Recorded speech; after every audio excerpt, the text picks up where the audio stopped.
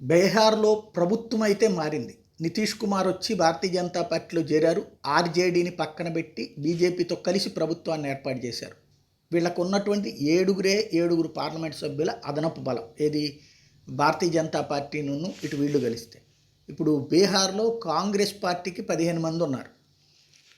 కాంగ్రెస్ పార్టీని చిరుస్తానికి ప్రయత్నాలు జరుగుతుంటే కాంగ్రెస్ పార్టీకి సంబంధించిన శాసనసభ్యుల్ని ఆల్రెడీ తెలంగాణకి ఇతర ప్రాంతాలకి తరలించుకెళ్ళిపోయింది కాంగ్రెస్ పార్టీ. ఇప్పుడు సీన్ కట్ చేస్తే నితీష్ కుమార్కి ఒక పెద్ద షాకింగ్ పరిణామం అంటే నితీష్ కుమార్ తాజాగా ఏర్పాటు చేసినటువంటి విందుకి 10 మంది జేడీయూకి సంబంధించినటువంటి ఎమ్మెల్యేలు గైర్హాజరయ్యారు. ఈ నెల 12వ తారీఖునే బల నిరూపణకు సంబంధించింది, అంటే రేపే జరగబోతోంది.